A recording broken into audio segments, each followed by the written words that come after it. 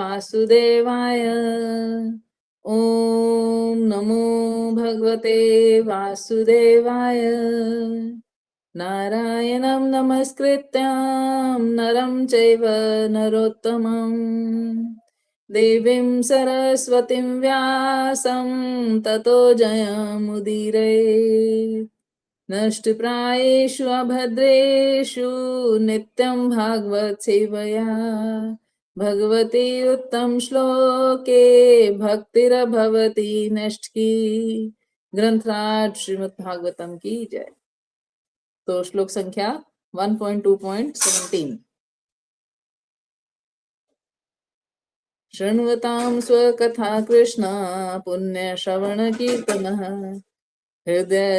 हृदयन्तस्थ हि अभद्राणि विधुनोति सुहृत्सताम्।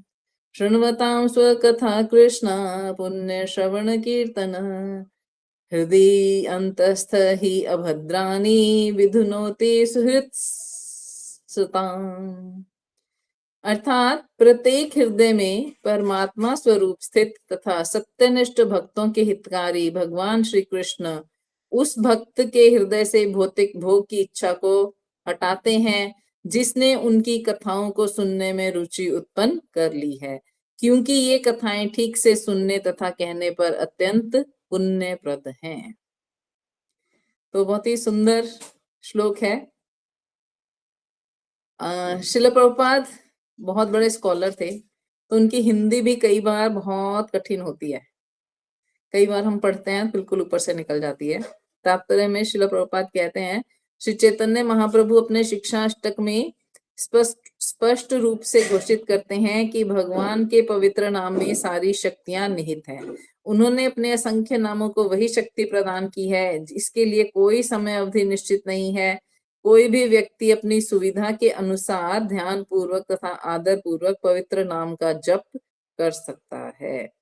तो कृष्ण और उनकी कथा या उनका नाम अभिन्न है। तो जब कृष्ण का श्रवण किया जाता है या गुणगान किया जाता है तो हमें ये समझना चाहिए कि कृष्ण वहां पर उपस्थित हैं। कृष्ण इतने दयालु हैं कि वो जब चाहे हमारे आगे उपस्थित हो सकते हैं, प्रकट हो सकते हैं साक्षात, किंतु हमारी रुचि नहीं है। जब रुचि नहीं है तो फिर कैसे हो जाएंगे, है ना। तो इसीलिए भगवान भक्तों को ये अवसर प्रदान करते हैं, किन भक्तों को, जो निष्ठा पूर्वक उनकी सेवा में तत्पर है, जो उनके विषय में सुनना चाहते हैं, उनके भीतर से वो इस तरह कार्य करते हैं कि भक्त उनके पास चला जाए। तो यदि आपको कोई भक्त का संग मिल रहा है तो किसकी कृपा है? भगवान की कृपा है। क्यों? क्योंकि आपकी इच्छा हुई कि मैं भगवान के बारे में कुछ जानूं सुनूं, तो भगवान ने उस इच्छा को पूरा करने के लिए एक भक्त को आपके पास भेज दिया। क्यों? तो श्रील प्रभुपाद कहते हैं, भगवान हमारी अपेक्षा अधिक उत्सुक हैं कि हम उनके पास वापस जाएं, किंतु हम में से अधिकांश भगवान के धाम वापस जाना नहीं चाहते। केवल कुछ ही ऐसे हैं जो वापस जाना चाहते हैं। फिर भी कृष्ण सहायता करते हैं, सब प्रकार से सहायता करते हैं। एक मुझे कथा याद आ रही है। एक बार एक राजा था, बहुत सुंदर भक्त था वो भगवान का। तो वो कहता है अपने गुरुदेव को कि गुरुदेव आप तो सिद्ध पुरुष हैं, आप अगर कृपा करें तो मेरी पूरी प्रजा भगवत धाम जा सकती है। केवल मैं ही क्यों, एक राजा का कर्तव्य है कि वो अपनी प्रजा के योग क्षेम का भी चिंतन करे।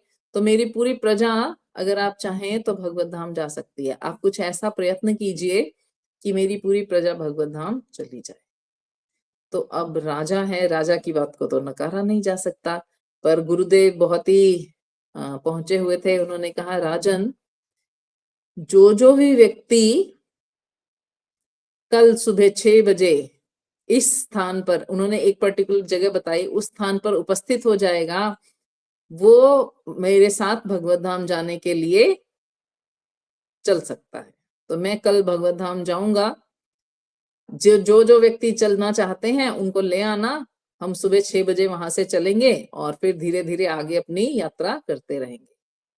तो राजा ने कहा, ये तो बड़ा ही अच्छा है कि मेरे सारे प्रजा जो है वो भगवत धाम चली जाए। तो उसने अपने राज्य में ढिंडोरा पिटवा दिया, मुनादी करवा दी कि सुबह 6 बजे इस स्थान पर सब एकत्रित हो जाएं। क्यों? क्योंकि हमारे गुरु महाराज हमें कहाँ ले जा रहे हैं? वैकुंठ ले जा रहे हैं। तो पूरे गांव, पूरे उनके राज्य में ढिंडोरा पिट गया। अब सब लोग रात को चिंतन करने लगे। अरे कुछ कुछ लोग बोलते हैं हमारे तो अभी बच्चे छोटे हैं, इनको कौन पालेगा। कुछ बोलते हैं हमारी तो खेती की फसल पक गई है, इनको कौन, इस फसल को कौन काटेगा, कौन बेचेगा, उसका धन कौन ग्रहण करेगा। कुछ और विचार कर रहे थे, परंतु फिर भी सबको लगा कि अब राजा ने ढिंडोरा पिटवाया है तो जाना ही पड़ेगा। गुरुजी कौन सा वैकुंठ ले जा रहे हैं, फिर भी हम राज आज्ञा का पालन करने के लिए एक बार सुबह वहां चले जाएंगे। तो कुछ लोग, मतलब आप समझिए 75% प्रजा तो वहां आई, 25% आई ही नहीं, क्योंकि वो कन्विंस नहीं थे कि हम वैकुंठ जाना चाहते हैं। उनकी क्या थी? उनकी यहाँ की कुछ जिम्मेवारियां थी, वो उनको पूरा करना चाहते थे। तो राजा को बड़ी हैरानी हुई कि अरे वैकुंठ जाने के नाम पे भी सब लोग नहीं आए। तो उसने कहा चलो कोई बात नहीं, इतने लोग तो आए हैं, मान लो उनकी प्रजा के कुल 1000 लोग थे, तो राजा ने कहा 750 लोग तो आए हैं, तो गुरुदेव चलिए। तो गुरुदेव ने कहा ठीक है राजन चलिए। तो अब गुरुदेव चलना शुरू हुए, 1-2 किलोमीटर चल के वो कहते हैं कि अब यहाँ विश्राम करेंगे, यहाँ ये फैसिलिटीज हैं। तो जैसे खाने की सुविधा है, आप बगीचों के फल खा सकते हो, मीठा जल है, ये है वो है, तो आप ना ये सारी चीजें यूज कर लो, क्योंकि आगे जो रास्ता है ना वो थोड़ा सा टफ है। हो सकता है आगे तुम्हें खाने को फल ना मिले, पीने को पानी ना मिले, तो तुम ऐसा करो, यहाँ से अपना सामान जुटा लो। तो उन्होंने कहा ठीक है। तो कुछ देर का विश्राम है, क्योंकि आप थक भी गए हो। तो कुछ लोगों ने स्वादिष्ट फल खाए, जल पिया, और सोचने लगे कि आगे का रास्ता इतना कठिन है तो हम कैसे जाएंगे, और हम तो घर में भी अपनी जिम्मेवारियां छोड़ के आए हैं। तो आधे लोग ना वहां फल खा के और जल वल पी के वापिस चले गए, और आधे वहां विश्राम कर रहे। अब गुरुदेव ने थोड़ी देर बाद कहा चलो आगे। तो राजा ने कहा चलिए सब चलेंगे चलेंगे चलेंगे। देखा कुछ लोग चले गए हैं वापस। तो उन्होंने पूछा क्या हुआ, तो बोलते हैं उनके घर पे उनको कुछ काम था, इसलिए वो चले गए। अब आगे गए और आगे। तो गुरुदेव ने कहा कि यहाँ पे ना आपका जो स्वर्ण है या जो धातु का आपने पहना हुआ है वो यहाँ से आगे नहीं जाएगा। आप अपना सोना चांदी लोहा ये वो सब यहाँ रख दो, बर्तन जो जिसके पास भी सामान है, इसके आगे सामान नहीं जा सकता। वैकुंठ में सामान की आवश्यकता नहीं है, तो आप अपना सामान यहाँ रख दो। तो कुछ लोग तो बड़े परेशान हो गए कि अरे अगर हम अपना गहना पत्ता, गहना रुपया पैसा धन सब यहीं छोड़ देंगे, तो फिर हमारा निर्वाह कैसे होगा? ये तो हमारी सब बच्चों का वो है। तो उन्होंने कहा ये तो नहीं हो सकता कि हम छोड़ दें।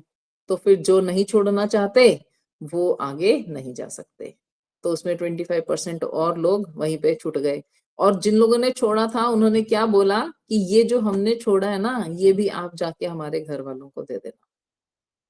तो 25 पर मतलब 250 लोग और वापस चले गए। तो अब टोटल कितने रह गए? राजा, उनके गुरु और 250 लोग और उनके साथ, है ना। तो अब और चलते गए चलते गए चलते गए चलते गए। थोड़ी और आगे जाकर गुरुदेव ने कहा कि देखो अब संध्या हो गई है, हम सब यहाँ विश्राम करेंगे, और विश्राम करके सुबह जो होगा ना, सुबह हम फिर से चलना शुरू करेंगे और कल शाम तक हम वैकुंठ पहुंच जाएंगे। परंतु आप सब ध्यान रखना कि आगे आपको कोई सुविधा नहीं मिलेगी। आपको कल कोई विश्राम नहीं मिलेगा, कोई खाना नहीं मिलेगा, कोई वस्त्र इत्यादि नहीं मिलेंगे, और आप कुछ ले जा नहीं सकते हो, कुछ कैरी नहीं कर सकते हो। तो सुबह सब लोग 6 बजे तैयार रहना, और जिसका जो है वो यहीं पे छोड़ के आगे बढ़ जाना। तो बड़ी विचित्र बात हुई कि लोग सोए, राजा भी सोए और गुरुदेव भी सोए, और उन्होंने कहा सुबह 6 बजे हम चलने के लिए सब मिलेंगे। तो वो 250 लोग भी वापस चले गए। क्यों? क्योंकि उनको लगा कि अरे पूरा दिन चलते चलते पता नहीं ये गुरुदेव हमें कहाँ ले जाएंगे, ये तो चलाए ही जा रहे हैं, चलाए ही जा रहे हैं, और हमारे पास कुछ है नहीं। और अगर हम एक बार चले गए, वापसी का रास्ता भी गुरुदेव ने कहा है आपको नहीं मिलेगा। तो उन्होंने क्या बोला, जो एक बार सुबह मेरे साथ चला जाएगा वो वापस नहीं आएगा। तो अब बाकी 250 लोग भी वापस चले गए। तो कौन रह गया? केवल राजा और उनके गुरु। तो उनके गुरुदेव ने कहा, हे राजन, देखो, असल में कोई वैकुंठ जाना ही नहीं चाहता।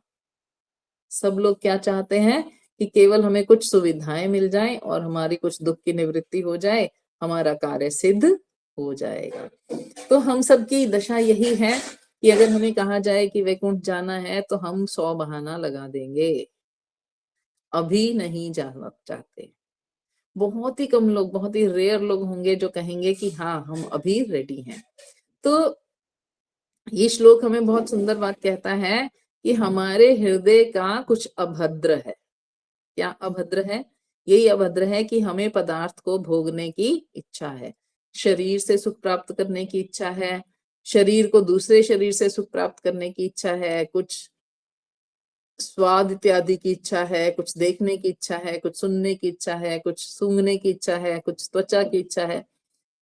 तो ये जो अभद्र है ना, इनके कारण हम आगे नहीं बढ़ पा रहे हैं। तो जब हमारे कुछ कल्मश होते हैं, हमें उनको क्लीन करना होता है, उनकी सफाई करनी होती है, तो हम क्या करेंगे? हम कैसे आगे बढ़ें? तो यहाँ बहुत सुंदर बात कही गई है। अगर हम इसको डिफरेंट वर्ड्स में कन्वर्ट करें, शृण्वताम स्वकथः कृष्णः पुण्य श्रवण कीर्तन। पुण्य क्या होता है? पुण्य वो होता है जिसके बदले में भगवान कहते हैं, जैसे जैसे हम कोई दान इत्यादि करते हैं तो हमें क्या बताया जाता है कि जो हम दान दे रहे हैं वो कई गुना होकर हमें प्राप्त होगा। यह पुण्य वो होता है जो कर्म भगवान ने कहा है वेदों में कि ये करने से तुम्हारा शुभ होगा, है ना? तो सबसे बड़ा पुण्य क्या है? जैसे कोई अन्न दान देता है, कोई विद्या दान देता है, कोई धन दान देता है, कोई भूमि दान देता है, कोई स्वर्ण दान देता है ना? अलग अलग तरह के दान है। तो दान करने से क्या होता है? पुण्य होता है। सहायता करने से क्या होता है? पुण्य होता है।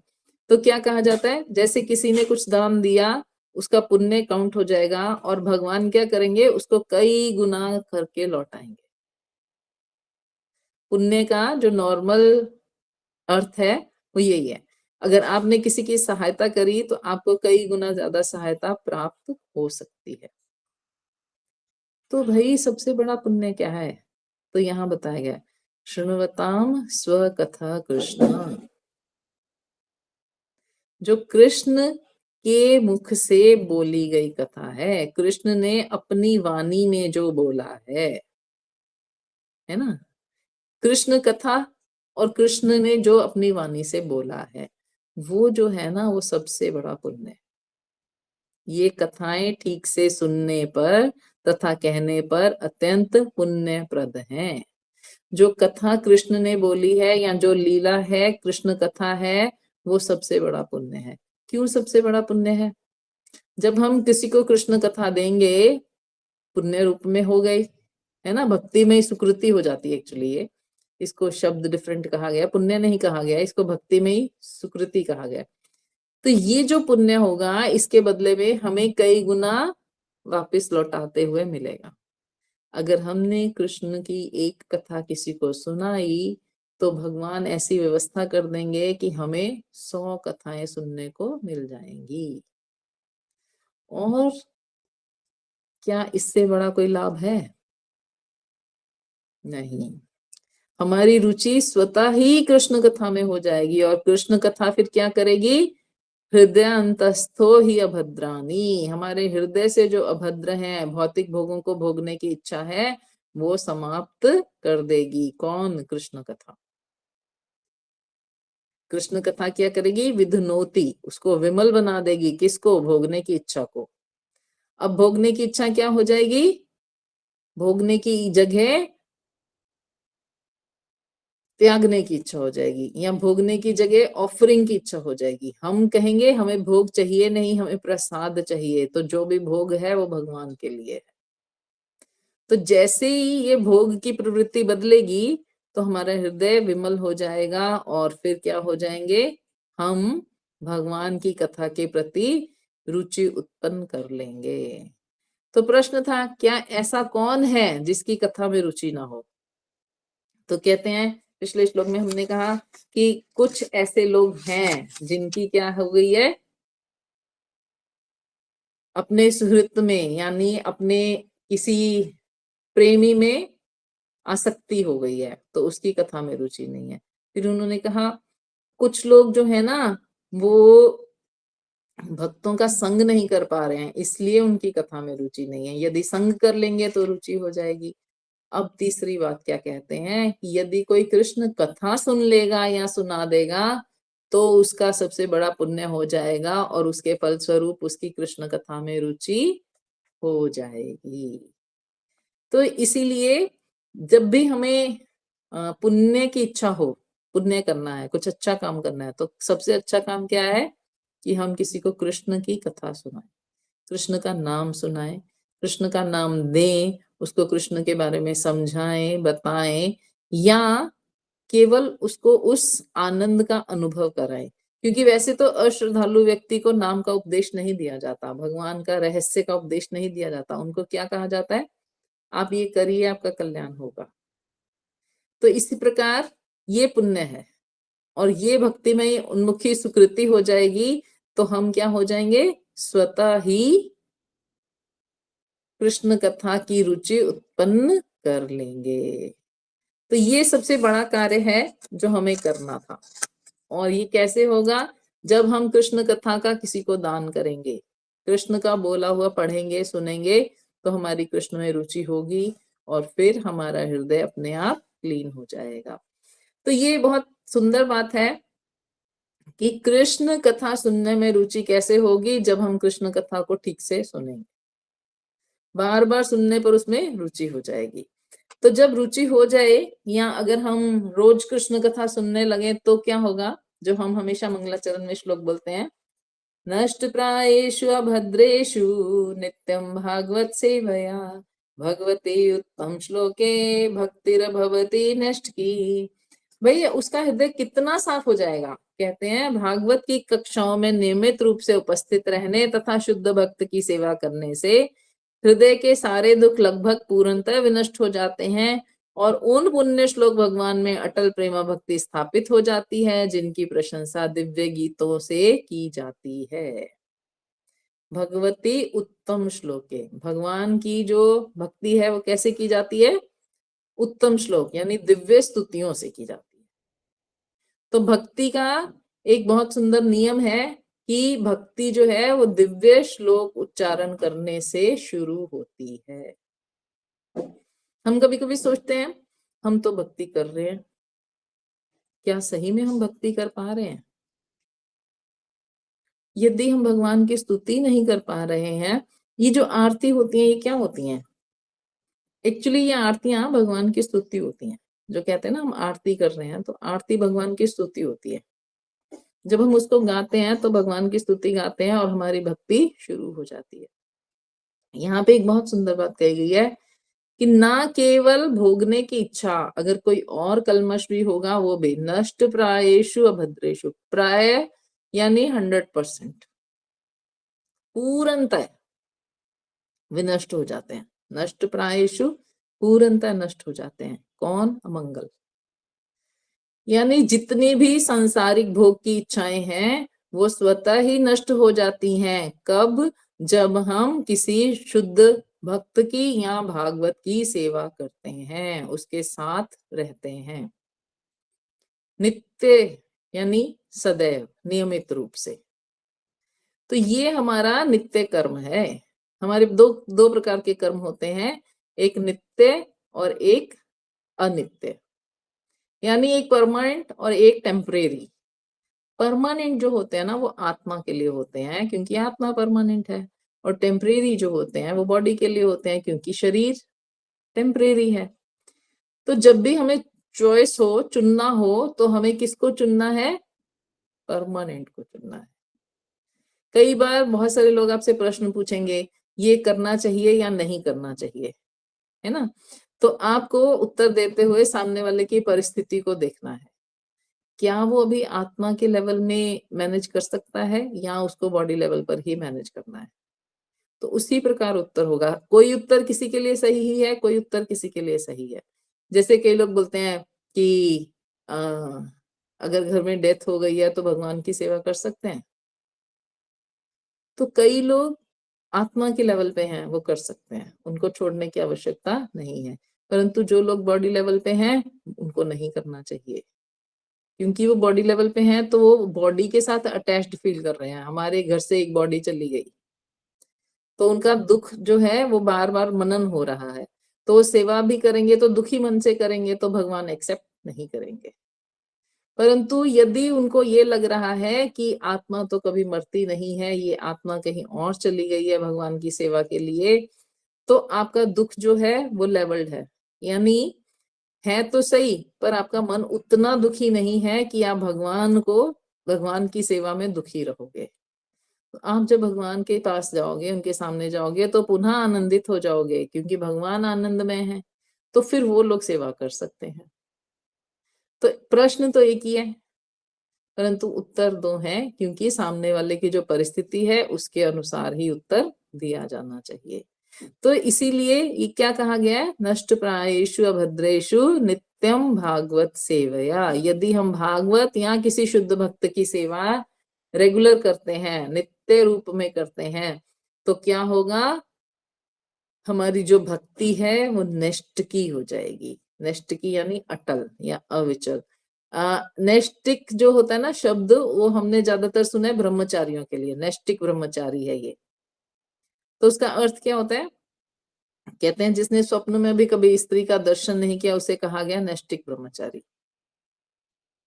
तो यहाँ भक्ति को नष्ट की क्यों कहा गया, भक्ति को नष्ट की इसलिए कहा गया कि उसके मन में स्वप्न में भी भौतिक भोग का विचार नहीं आएगा, तो उसकी भक्ति क्या हो जाएगी, नष्ट की हो जाएगी, कभी नष्ट ना होने वाली हो जाएगी। नष्ट की यानी कभी नष्ट नहीं हो सकती, अखंडित, अविचल, है ना, अटल। तो ये कोई भी बहुत सुंदर शब्द है।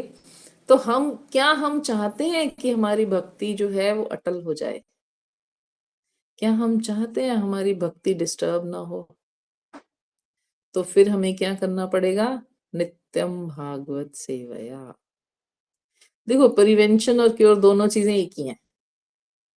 अगर हमें भक्ति को नष्ट होने से बचाना है तो हमें नियम लेना चाहिए कि हम भागवतम रोज पढ़ेंगे या सुनेंगे, और यदि हमने भक्ति को पक्का दृढ़ करना है तब भी यही नियम है कि भागवत जरूर पढ़ेंगे या सुनेंगे।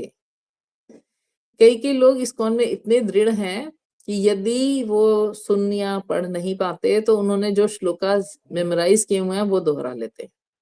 कभी ऐसी परिस्थिति हो जाए कि भागवतम नहीं सुन पा रहे, श्रील प्रभुपाद ने तो एक परमानेंट रखा हुआ है कि जहां भी इस्कॉन टेम्पल्स हैं, सुबह 8 से 9 भागवतम की क्लास होगी ही होगी।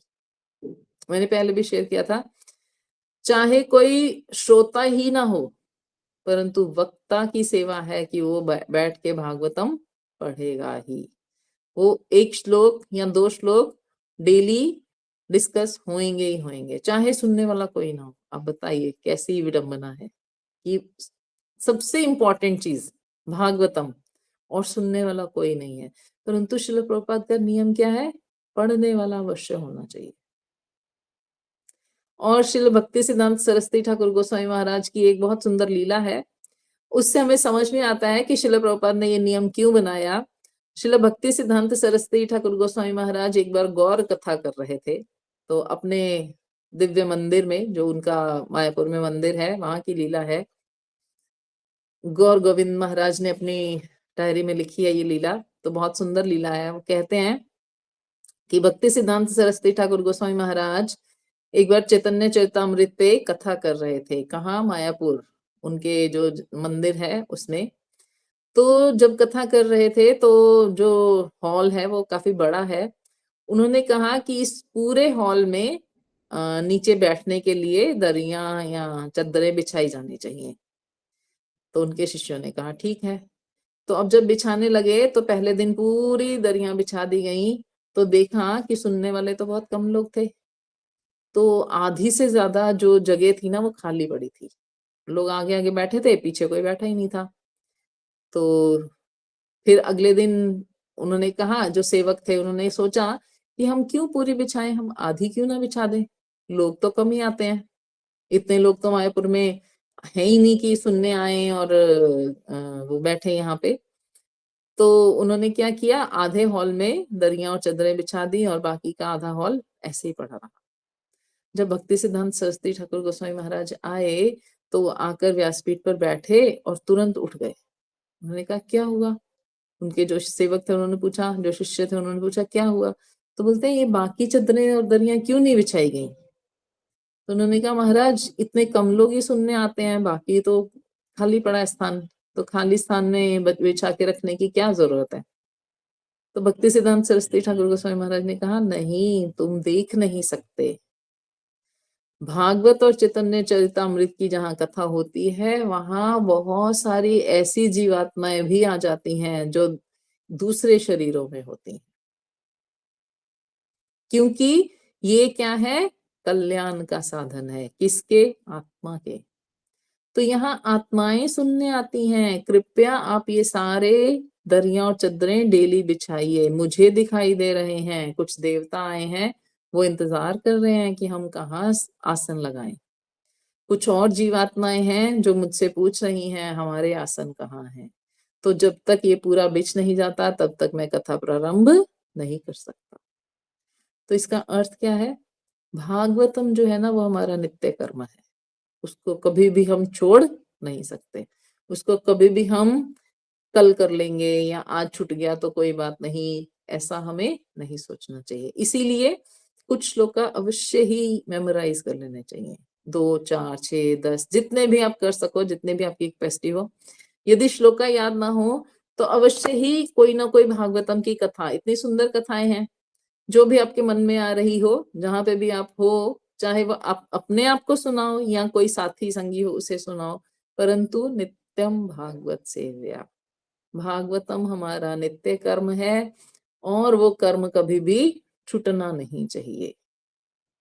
यदि नहीं छूटेगा तो हमारे सारे कल्मश 100% पूर्णतः नष्ट हो जाएंगे और हमारी भक्ति नष्ट की होकर रहेगी।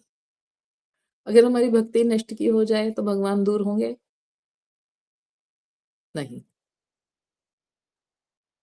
फिर भगवान हमसे दूर नहीं रह सकते। तो इसीलिए हमारे आचार्य हमारा 100% कल्याण करना चाहते हैं। उन्होंने सिक्केबंद नियम दिया है, डेली 8 बजे भागवतम। और हमारे गुरु महाराज ने हमें और बड़ी सुविधा दी है कि अगर हम मंदिर जाकर नहीं सुन सकते तो हमें क्या करना चाहिए, फोन पे सुन लेना चाहिए। यूट्यूब पे बहुत सारे लेक्चर्स आते हैं, लाइव लेक्चर्स आते हैं, और हमारे अपने गुरु भाई बहनों का एक ग्रुप है NBS पे, उसमें भी डेली श्रीमद् भागवतम के 2 श्लोक डिस्कस किए जाते हैं। तो हमारे आचार्य चाहते हैं कि हम इस सेवा में लगे रहें, इस प्रकार का संग हमारा कभी छूटे नहीं। इसीलिए क्यों? क्योंकि इसका फल क्या है? भक्तिर भवती नष्ट की। आपकी जो भक्ति है वो नष्ट की, अटल हो जाए, किसमें? कृष्ण में, और आपको अपने जीवन का जो लक्ष्य है वो प्राप्त हो जाए। तो ये हमारे गुरु महाराज की, श्रील प्रभुपाद की, भक्ति सिद्धांत सरस्वती ठाकुर की गुरु परंपरा की कृपा है कि भागवतम हमारे जीवन में उपस्थित है। हरे कृष्णा। तो जी माता जी। थैंक यू कर रहे हैं माता जी आपको बहुत बहुत। भागवतम तो पहले भी पढ़ी थी माता जी, मगर इतना बहुत बहुत ही मतलब थैंक्स। जी माता जी, आप सही कह रहे हैं। भागवतम हमारे ऊपर बहुत कृपा करती है। यदि हम पहले पढ़े हैं तो दूसरी बार में और अच्छे से समझ आएगी, तीसरी बार जब पढ़ेंगे तो और अच्छे से समझ आएगी। जितनी बार बार पढ़ेंगे ना तो भागवतम अपने आप को रिवील करती जाएगी, है ना। तो इसलिए जितनी बार ज्यादा बार पढ़ेंगे उतना ही हम पे भागवतम का प्रेम हृदय में प्रकट होता रहेगा, होता रहेगा। हरे कृष्णा। माता जी एक तो बात पूछना, हाँ जी जी माता जी। माता जी, जैसे जैसे एकादशी के लिए कहा जाता है कि हम किसी को वो दे सकते हैं एकादशी अपनी संकल्प लेके, या कीर्तन का कहा जाता है, माला का भी कहा जाता है। तो ऐसे जैसे अब ये भागवतम की क्लास चल रही है, तो मतलब ऐसे कोई क्लास या पूरी भागवतम जो हम सुने वो भी कर सकते हैं किसी को संकल्प लेके, जिसका फल उनको मिले, या मतलब पर्टिकुलर कुछ जी माता क्लास? जी, बिल्कुल कर सकते हैं। इवन हमारे तो बहुत सारे ऐसे उदाहरण हैं कि हमारी एक गॉड सिस्टर है, उनकी सिस्टर की जो डेथ थी ना, वो बड़ी ही विकट परिस्थिति में हुई। तो उनको वो नजर आती थी कि मैं बहुत दुखी हूँ, मेरे लिए कुछ करो करो। तो उन्होंने पूछा कि क्या करें, तो हमने कहा भागवतम से बिना, मेरी तो किसी और चीज में निष्ठा नहीं है, तो आप भागवतम पढ़िए। तो उन्होंने अपनी सिस्टर के नाम पे भागवतम पढ़ी पूरी। तो 1 महीने बाद उनको कभी उनकी सिस्टर नजर नहीं आई। उन्होंने सिर्फ संकल्प करके उनके लिए भागवतम पढ़ा था। माता जी जैसे मतलब पर्टिकुलर ऐसे भी होता है 2-4 क्लास, जैसे कई बार भागवतम पूरी ना पढ़ी है हमारी, मिस भी हो जाती है एक आध बार, तो ऐसे भी होता है भी क्लास सिर्फ जो सुन रहे हैं आज, या 2-4 क्लास वो मतलब संकल्प लेके दे दो किसी को? हाँ माता जी, उसका ज्यादा बेनिफिट नहीं होगा, क्योंकि नित्य नित्य कर्म है ना। तो नित्य कर्म आप कितना वो कर सकते हो, इसको ब्रेक करोगे तो आपका आनंद क्षीण होगा, है ना। और सुनने का उत्साह चला जाएगा, क्योंकि बीच में ब्रेक आ गया तो आपको लगेगा ये कथा पता नहीं कहाँ से चल रही थी, कहाँ से नहीं छूट गई और कैसे हो गया। तो फिर एक बार छूटना शुरू होता है तो छूटता रहता है। एक बार जुड़ना शुरू होते हैं तो हम जुड़ते जाते हैं, और छूटते हैं तो फिर छूटते जाते हैं, छूटते जाते हैं। तो इसलिए पुनः पकड़ लें, वो ज्यादा अच्छा है। ये संकल्प लेके अगर 4 दिन का या हफ्ते का किसी को देंगे, तो फिर क्या हो जाएगा, हम पुनः पुनः ये बहाना ढूंढ लेंगे कि हम नहीं भी सुन रहे तो वो मेरी जगह सुन रहा है, कोई बात नहीं, है ना। तो जैसे हम अपना संकल्प लेके किसी को खाना नहीं दे सकते, पानी नहीं दे सकते, किसी दिन हम संकल्प लेके छोड़ तो सकते हैं कि आज मैंने एकादशी व्रत रखा है तो मैं नहीं ले रही हूँ, परंतु अगले दिन हमें लेना ही पड़ता है। उसी प्रकार भागवतम हमारा आनंद है, हम लेना चाहें तो लें। भागवतम को कोई फर्क नहीं पड़ेगा, अगर आपकी छूट भी जाती है तो भागवतम को क्या नुकसान है, कोई नुकसान नहीं है। परंतु हमारा हो जाएगा कुछ कुछ, हमारा लिंक टूटेगा तो फिर छूटता चला जाएगा। इसलिए हमें थोड़ा दृढ़ रहना चाहिए। और जो हम अपनी गृहस्थी में परेशान हैं, या कोई कोई वजहें रहती हैं हमारी क्लासेस छूटने की, तो हमें ना दोबारा पकड़ने का उत्साह बनाए रखना चाहिए। बाकी आप संकल्प लेके किसी को देते हैं तो उसका भी कल्याण हो सकता है वो संकल्प पूरा होने के बाद भी कंटिन्यूटी में रखे, है ना। तो ये पर्सन टू पर्सन डिपेंड करेगा। ठीक है माता जी, थैंक यू। जी, हरे कृष्णा। हरे कृष्णा माता जी। जी माता जी। माता जी जो एनपीएस पे जो क्लास आती है, ये मॉर्निंग में 6:30 पे आती है, या उसमें भी 8 to 9 ही टाइमिंग है? 6:30 माता जी, 6:30 to 7:45। ओके। अच्छा माता जी, जी जैसे उनकी हम क्लास सुनते हैं तो वो तो बहुत आगे जा चुके होंगे, कोई और स्कंद में होंगे, तो अब कहीं से भी सुन सकते हैं भागवतम, मतलब बीच में कहीं से भी हो तो वो? जी माता जी, कहीं से भी सुन सकते हैं, क्योंकि भागवतम के बारे में हमने कहा ना, ये गुदा ही गुदा है, फल है, फल का रस ही रस है, रसमाल्यम, है ना। तो रस ठीक ही है। रस है, कहीं से भी आप पकड़ोगे। और अगर आपको लगे कि मेरी कथा मुझे समझ नहीं आ रही है, तो भागवतम लेके थोड़ा सा पीछे से पढ़ लोगे ना, वो अध्याय पूरा पढ़ लोगे तो आपको समझ में आना शुरू हो जाएगा। हाँ जी, हाँ जी, ठीक ठीक है और माता जी। ज्यादातर वक्ता क्या करते हैं, थोड़ा रिकैप भी देते हैं साथ में। ओके, ठीक तो है। इसलिए ज्वाइन करेंगे तो आपको अच्छा ही लगेगा। और भागवतम एक ही कथा तो है नहीं, अलग अलग कथाएं हैं। तो हाँ एक जी, कथा के बाद दूसरी, दूसरी के बाद तीसरी, ऐसे तो वो कथा का मर्म समझ में आ जाता है। ठीक है माता जी। माता जी आपका भी मैं सुन रही हूँ, जैसे आप स्कंद 4 पे हो ना अभी, तो आपका भी आता है ना, तो मैं वो भी साथ-साथ सुनी जा रही हूँ।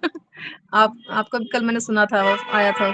तो जी माता जी, थैंक यू माता थैंक जी। यू माता जी। हरे कृष्णा। हरे कृष्णा। धन्यवाद प्रणाम माता जी।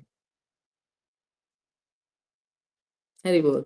तो क्वेश्चन आंसर सेशन हम फ्राइडे को करते हैं। अगर भागवतम पे आपका कोई क्वेश्चन है या तात्पर्य में से कोई प्रश्न है तो हम कर पाएंगे। हरे कृष्णा। हरि बोल। वंशा कल्पतरुभ्यश्च कृपा सिंधुभ्येव च पतितानां